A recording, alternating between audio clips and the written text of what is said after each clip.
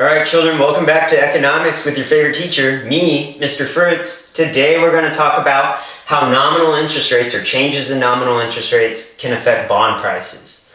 All right, so we've been talking about the money market here. Remember, your money market, you have the money supply curve that's controlled by the Fed. That's why it's straight up and down, vertical. They've got 3 tools to adjust that. And we have the money demand curve that is downward sloping. But how does this actually affect individuals like you and me?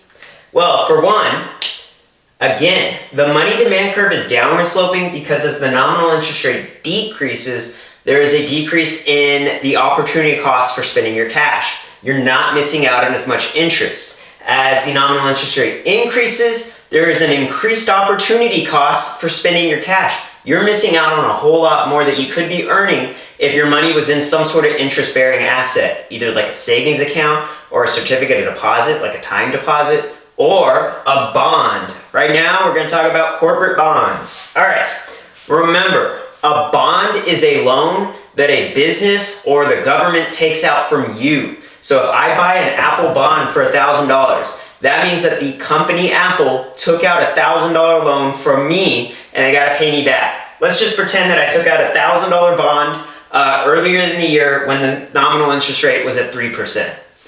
That means over the course of this year, I'm gonna pretend this is just a bond that's for 1 year.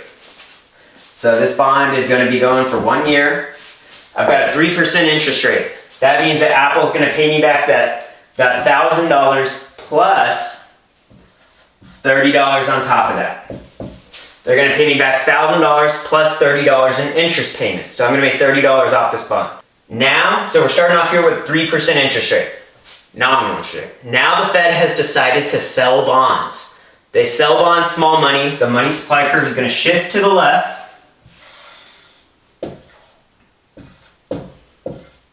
We end up with a higher nominal interest rate.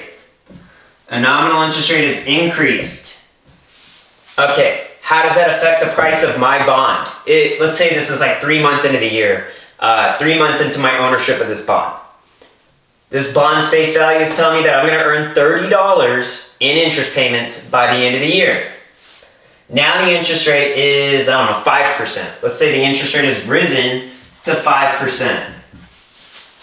If someone was in the market to purchase a bond, would they rather get a new bond issued for $1,000 with a 5% interest rate and earn $50 in interest payments? Or would they rather buy my old bond with the old interest rate at 3%?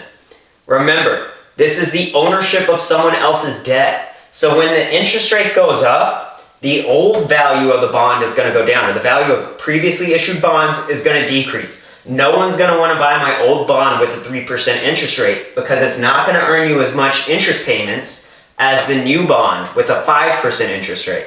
And then the opposite is true too. Let's pretend that instead we went the other way and we went from a 5% interest rate to a 3% interest rate. Would you rather buy, here we go, we got a $1,000 bond again. And now, this bond that I bought early in the year for $1,000 with a 5% interest rate is going to earn me $50 in interest payments.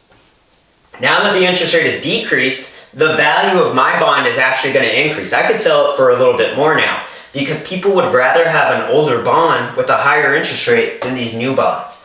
So when there's just an inverse relationship between bond prices and interest rates. As the nominal interest rate decreases, the price of previously issued bonds is going to increase. And as the nominal interest rate increases, the price of previously issued bonds is going to decrease. It's just an inverse relationship, and you can see it here.